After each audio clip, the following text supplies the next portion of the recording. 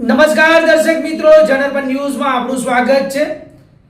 હું છું આપણો મિત્ર કંચન પરમાર। આવો સાંભળીએ આજના મુખ્ય સમાચાર। વડોદરા સેન્ટ્રલ જેલમાં કાચા કામના આરોપી જયેશભાઈ નટવરભાઈ પંડ્યાનું મોત થતાં ચકચાર મચી જવા પામી છે। આ ઘટનાને લઈને પરિવારજનોમાં ભારે આક્રોશ જોવા મળી રહ્યો છે।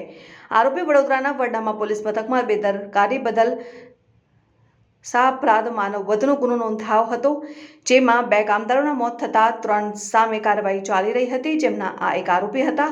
2 કામદારોના મોત કેસમાં ધરપકડ કરી જેલ હવાલે કરાયા હતા અને મળતી માહિતી અનુસાર જયેશભાઈ નટવરભાઈ પંડ્યા શહેરના સુભાષ પાર્ક સોસાયટી હરણી રોડના રહેવાસી હતા અને તેઓ ગત 5મી માર્ચ 2026ના રોજ વડોદરા સેન્ટ્રલ જેલમાં કાચા કામના આરોપી તરીકે આવ્યા હતા। તેમની સામે વરાસણા પોલીસ મથકમાં BNS કલમ 105-54 તથા એટ્રોસિટી એક્ટ હેઠળ ગુનો નોંધાયો હતો। જેલમાં તેઓને સવારે રૂટીન મુજબ મેડિકલ પણ કરવામાં આવ્યું હતું, પરંતુ બાદમાં અચાનક ગભરામણ થતાં તબિયત બગડી હોવાનું જણાતા તેમને તાત્કાલિક સયાજી હોસ્પિટલમાં ખસેડવામાં આવ્યા હતા। ત્યાં હાજર તબીબે તેમને મૃત જાહેર કર્યા બાદ પરિવારજનોમાં ભારે આક્રંદ ફાટી નીકળ્યો હતો।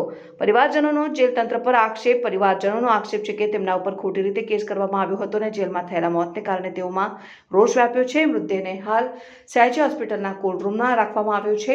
પોસ્ટમોર્ટમ પૂર્ણ થયા બાદ તેને પરિવારને સોંપવામાં આવશે। પોલીસ અને જેલ વિભાગ દ્વારા મામલાની તપાસ હાથ ધરવામાં આવી છે।